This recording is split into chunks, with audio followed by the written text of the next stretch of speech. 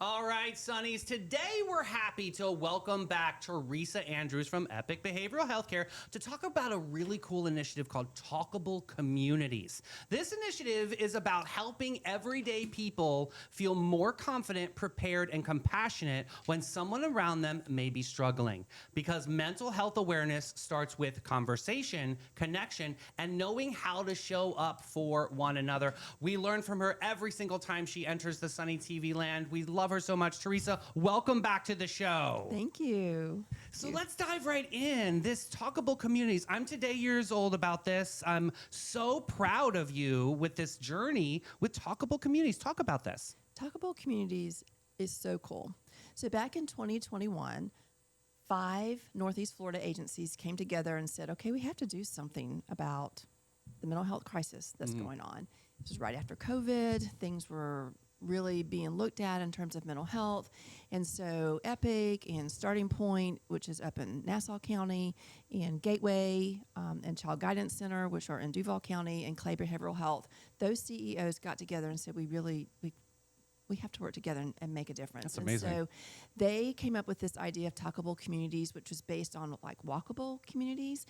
And so we wrote a grant all together. We wrote a grant. We were funded by the Florida Blue Foundation. Yay. And it's to go out and do training and talk to everyday people. I love that you said that. Everyday people about how do we talk to someone that we're concerned about? Right. How do we talk to someone that we're worried might be experiencing a mental health challenge? How do we talk to someone who might be considering taking their own life? And how do we give people the tools and the confidence to go out and do that? Because that is what's going to make a difference. Right, because I come from a family of abrasive language. I mean, it's the truth. And we think that force is going to fix everything. That is not always the case, which is a beautiful thing to be able to teach people how to come correct with your questions and how to make this beneficial to all concerned. Yeah. Have you had any real life experience with some of these techniques? Oh, yes, I have. So my background includes working on a suicide hotline. Oh, wow. Back in the day, I worked almost 10 years on a suicide hotline, and that's where my passion for suicide prevention started. And so what I really like about Talkable Communities is the trainings that we use, because they really mirror a lot of what the techniques were that we used on the hotline. And when I started working on the hotline, I was a sophomore in college. I knew this much. Wow, you had the mental capacity to be able to do this back then? This is amazing. Because I had the training. Wow. And so that's what this does. The training provides, you don't have to have all this string of letters behind your name to talk to someone who's in trouble. I just have so much empathy. I would start, crying with them. Is that something that you had to avoid? And so what? Okay, that's okay. Well, that's wonderful. Yeah. So we use 3 different trainings. One of them is youth mental health first aid, which is kind of a longer training, and it's kind of more broad, talks about challenges. We also do adult mental health first aid, talk mental health challenges that people might, and how you kind of start to recognize that someone might be starting into a mental health challenge. And then it's called ALGE. It's a 5-step technique that you use to approach people. It's so doable. It's just really what we do. It's just giving it a name, really. And then we do QPR, which to admit that's Teresa's. You say this word all the time. Let me tell you something. Did you do this? Yes. When I worked at Epic, we all have to go through this training, and I'll tell you, Teresa does an amazing job. And sitting there, it was like, whoa, what are we talking about? And one of the things I can remember is that, like, she had us say out loud until we got to the point where we could say it loud enough. Are you thinking about killing yourself? Okay. And at first we're like sitting there and looking around, and then she makes you say it again, and she makes you say it again until you can say it loud enough, and you become like, okay, but just outright asking. Yeah, because that's a scary thing to say. It truly is. It's a scary thing to say. All the research shows, all the suicide prevention training you ever go to are all going to say the same thing. The neon sign, talk about that. So my opinion is people who are thinking about suicide have a neon sign on top of their head that's going, help me, I need help. Yeah. And if no one asks, right, then the sign's going to burn out. Well, why not? No one's going to care. You think about when you've had a bad day at wherever, and you go wherever you go afterwards, work, home, family, and no one's like, what's up with you? Right. So we ask the question. And so that's one of the biggest myths around suicide prevention is that you shouldn't mention it. You shouldn't ask the question because it's going to give them the idea, and that's totally 100% false. So we want to ask the question. And so QPR really spends a lot of time how you ask the question and then what you do if they say yes, because then you have to have that next step, right? Okay, good conversation, you run, you don't do that. We have doing that. And then we also teach it's time to talk about it, which is suicide prevention for families. Like if you're a parent, if you're a grandparent, if you're an aunt, if you're an uncle, how do you have this conversation with this beloved niece, nephew, child, grandchild in your living room? Right. This is so important. And what I love about these trainings, again, they're kind of modeled after the skills that we learned on the suicide hotline, so I know they're effective. Plus, I personally have applied QPR in my personal life to people that I know and love, and they work. And so the way that they're presented in the training, it's doable, right, Yeah. Melanie? You learn it, and it's like, well, I can do that. That's not like hard, complicated. I mean, it's hard. I'm not going to say it's not hard. It's hard. It's hard. But it's doable. And it makes sense. And it's almost practical. Yeah. And so the whole Talkable Communities project is to get out into communities and everyday people. Let's talk about how you talk about this.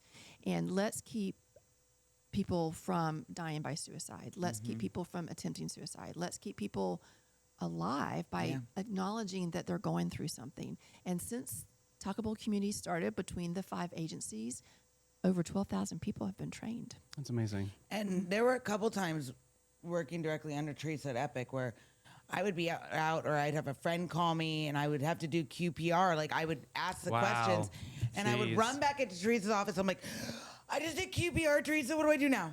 She's like, you don't do anything now. You just give them the resources. And the biggest thing she taught me was you don't have to fix it. You just listen. Okay, and is that a big Yes, big part? it is. Yeah. Because people communicate all different ways, shapes, and forms. Like I grew up watching that show. What is it, Intervention?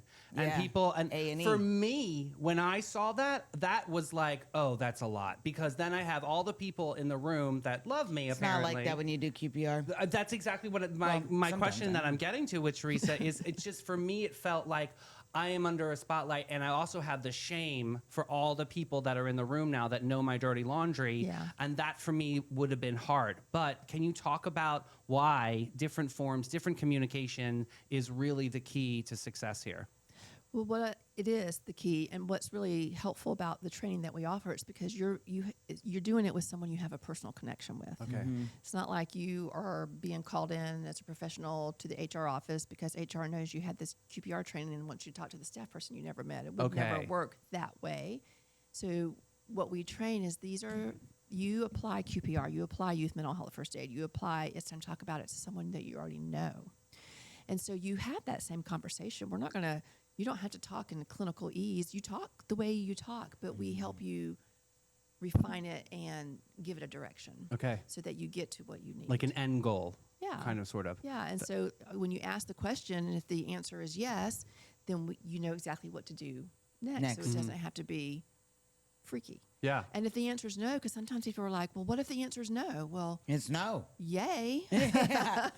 But you it got an doesn't answer. have to be embarrassing. You can point out, well, I'm just concerned because my training has shown me that sometimes when people are experiencing what you're experiencing, that sometimes they are thinking about killing themselves, and I care about you. Yeah. And I wanted to ask and find out. That's all you have to do. So I think the trainings that Talkable Communities offer and Epic as a partner and Talkable Communities offer demystifies it, makes it just like having a Less conversation scary. about your physical health. I mean, if you knew someone had broke their arm, wouldn't you say, hey, how's your broken arm going? Did you go to the doctor? What'd they say? What's going on? How's it feeling? Why can't we have the same kind of conversation about our mental health? It's equally as important. Like, for instance, one of my girlfriends, she had an athlete, and she calls me, and she's like, Mel, what do I do? I said, okay, well, first you need to say, are you thinking about killing yourself? Then you say, do you have a plan? Okay. Then you say, do you have the means to do this? And you have to just ask it. And she's like, will you stay on the phone with me? I said, yes. So she had me on the phone with her while she did it. And she did phenomenal.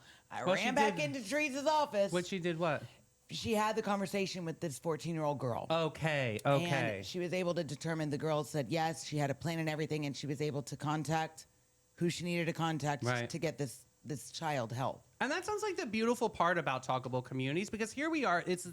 I look at communication as like a spider web. That's how I'm social media. That's exactly. Right. So here it is. There's another piece to the web here that your training has now affected Mel, who's Right. now affected somebody else. And Exactly. is that the goal of Talkable Communities? Yeah. Awesome.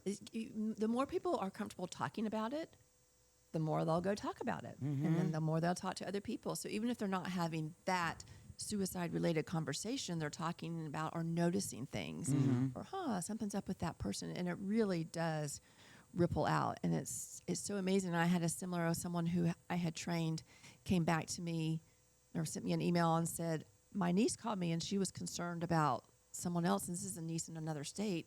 And I was able to talk her through. Teresa's a great coach. I'm going to ask a really general question here. And it's a little tongue-in-cheek, but I feel like there's some really good value to your answer, Teresa. Why do people consider suicide? They're in pain.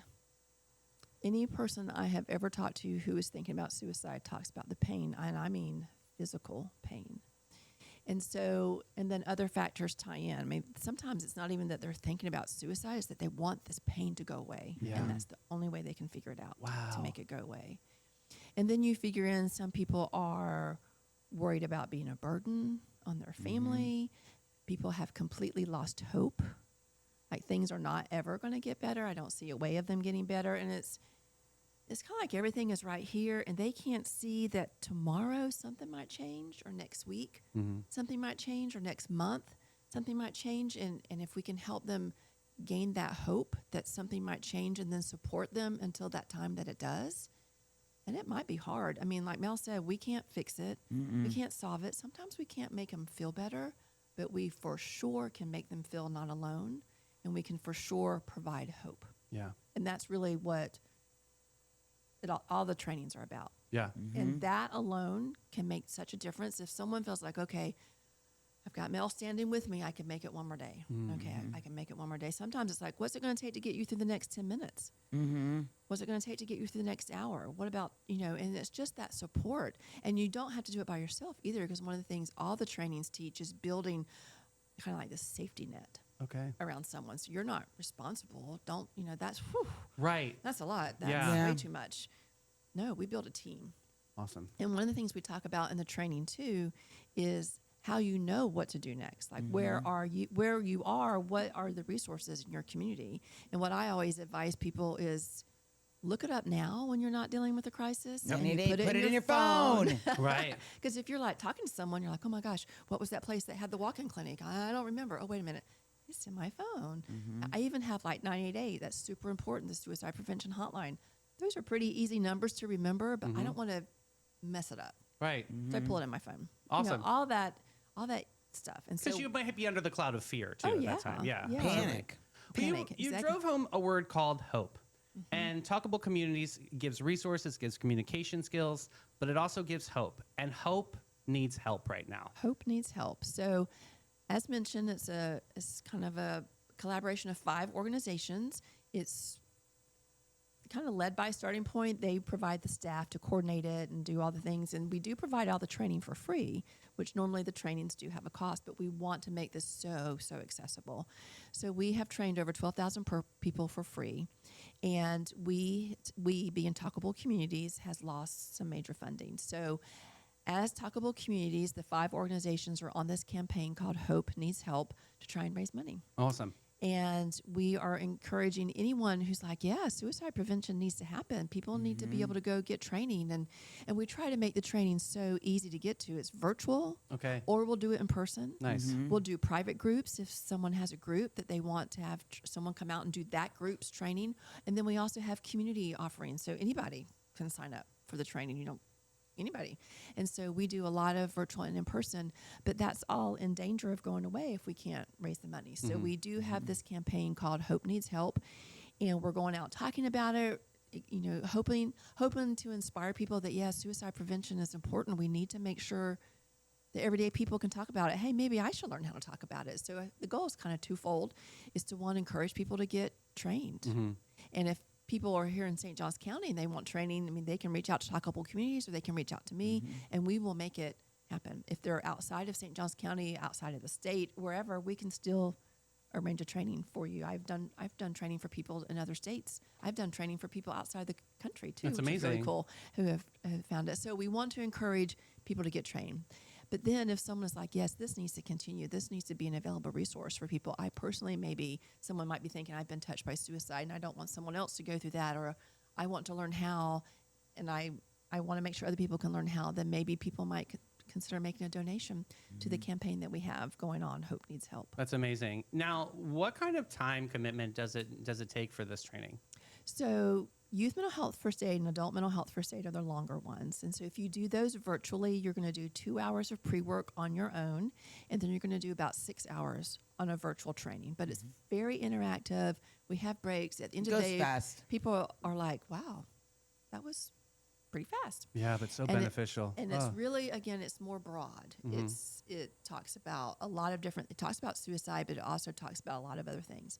QPR is 2 hours, and it is suicide only. We talk about myths about suicide. We talk about the warning signs. What are people saying? What are they doing? What are the situations that might send someone down Right. this path? We talk about how you ask the question. We talk about how you persuade them that there is hope. And then we talk about making that referral and how you do that and kind of walk them to help. And then It's Time to Talk About It is also 2 hours. That's also focused solely on suicide, again, from a kind of family perspective, like a parent learning how or a grandparent learning how. That's amazing. I think this is really cool. And especially you talked about these agencies coming together. Do the agencies bring different elements? Like I know Epic Behavioral Healthcare is Stentorian with mental health and resources. Do they all have different like superpowers that they come together, or is pretty much everybody talking about the same thing? Well, with the trainings, it's all the same because we have to do that standard. We've trained to fidelity. In each agency, I think, has its own, like probably Epic and Starting Point and Clay Behavioral, probably more broad. Okay. I think Gateway is really, and I could be wrong, so don't hold me to this, but I think Gateway is a lot more substance use Okay. focused, and then Child Guidance Center is really focused, and that's the one that's in Clay County. No, it's not. It's in Duval. Is more focused on children and family services. But that's cool because everybody comes together. Right. And so whenever you guys need specific resources like Right. that, you can pull from these different agencies. Yeah. I think that's beautiful. Yeah. This is one of my favorite things about nonprofits is when they come together for the Absolutely. greater good. And they're not duplicating resources, they're just expanding Right. resources, which is so Right. cool. So Talkable Communities, have you seen it change over the years? Have you seen, because obviously technology has been a new stimulant Right. and a new mental health crisis that we're all dealing with, not just children, but I've seen Right. it in adults as well. But how has Talkable Communities evolved over the years? So part of the way we've evolved is that the trainings have evolved. So the trainings are evidence-based. They stay on top of the research. So we've gotten new reiterations of the training over the years, updates and things like that. So they are,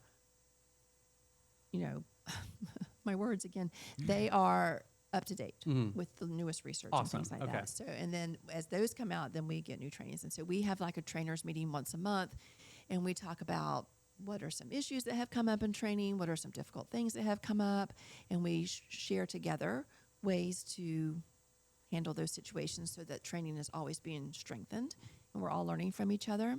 And so there is that. And then with the technology, what I have found is like when we first started off, there really was more of a focus on maybe doing face-to-face trainings. Okay. But everyone's so used to Zoom now, and everyone's so used to Teams, True. and everyone's so busy that the thought that, in my mind, the virtual trainings have really grown. Okay.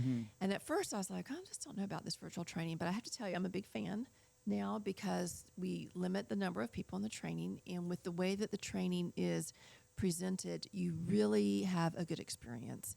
And you really are able to, as a trainee, ask questions. It's comfortable. We make sure the setting is comfortable for you. And so I think that's probably the biggest thing. And that has allowed us to reach out to more. Like a company might be like, well, I can't send all my people to a training. And then we're like, well, we don't really have a place big enough anyway. But you know what? Zoom can handle a lot of people. Yeah, Yeah. true story. And like you were talking about, the agencies and having different focuses. So if someone approaches Talkable Communities and they're looking for a specific focus for the training, like we had a construction company reach out. And That's so awesome. actually, interestingly enough, when you look at suicide rates, construction companies have a high rate. Yeah. Maybe not in Yes. actual numbers, but when you look at rates, their number is high. And so they really wanted their HR people to know more about it. It was a really big company. And so awesome. knowing that, or know if it's focused on kids or whatever, so then the coordinators of Talkable Community might reach out to me, hey, will you do this training because this is what they're looking for, and Epic does this. Or they might reach out to Child Guidance Center, hey, this is a focus of theirs, so can you, because all of us all of the agencies have trainers of all 3 trainings. So we have probably a cadre of about 20 trainers. That's amazing. And all of your years of service, Teresa, this is an incredible project that I'm just so happy and so proud of this moment here talking to you about this. What about you, though? How has this made you proud to be a part of this Talkable Communities? Out of everything that I do at Epic, this is what really, I mean, I love Epic. You guys know that. Absolutely. I love Big Brothers Big Sisters, but suicide prevention, from the time I was working on the suicide hotline, that is my heart. And so to be able to share with people, with everyday people, and help them build the confidence that yes, you can go out and save your friend's life. You can go out and save your daughter's life. You can do it. I have no doubt you can do it. To share that confidence, it's just very, very meaningful. I love that. I'll tell you this much. Yeah. Teresa is on a one-woman mission to end suicide. And there is, Amazing. we come across all different kinds of people in our life. Think about everybody you've encountered. And I will tell you, Teresa and I still have a special friendship. We've been trying to do once a month lunches, which we got to get it scheduled again. But I will tell you, there's no one else that is perfect for suicide prevention and getting people to feel comfortable talking about it than Teresa Andrews. Yeah. If it wasn't for her and having her in my life, situations that I've encountered, I don't know that I'd be able to have the confidence to speak about it. Like I was at a grocery store and this girl, the cashier, saw my Epic badge and showed me her arm and like started talking to me, and I was like, what do I do? And I just heard Teresa in my head. She is one of the most calmest women you'll ever meet. And if you have an opportunity, I think everybody needs to do QPR training. Reach out to her and get it. Like I'm still working on getting with Jess to have her come into the gym and train our coaching staff. We should get that going. But everybody needs to do it. And if you have the chance to do in person with her, the minute you get in her aura, like you can feel her vibe. You She's feel it, amazing. and She's amazing. it's uncanny. But how can people contact you if they want this service or have some questions? So they are free to give me a call at 904. Let me think about You're the like, phone number. which department? I have which several line? different numbers. She's the director of development for 4 different things at Epic, guys. She's got a lot of more numbers. 829-2273, but my extension is 4002. So Okay. if you have that, you don't have to go through the system that we have. And then for Talkable Communities, if you go to www.talkablecommunities.org, you can learn a lot more about that. You can see the training calendar because we all give them our availability. Great, and then okay. they put training on there. And then if you go to www.talkablecommunities.org/hope, that talks about the fundraising campaign that we're doing and why it's really important to raise money so that we can continue to offer training. And then that allows you to do that. And, any kind of donation is helpful. If a bunch of people even give a little, we're going to reach our goal. Right. And then we can keep doing training. And we're also applying for grants. I mean, this is the only thing that we're doing, but right now we have the shortfall. Sure. And so we want to keep going. And so we're just so grateful that you guys let me come on and talk about Talkable Communities. Anytime. And share. This is an incredible initiative. I'm just so honored and so proud of this moment. Guys, we're going to take a quick break. Teresa, thank you so much for your time. That was amazing. We're going to take a quick break with Maritime Creative and Flashes and Brilliance.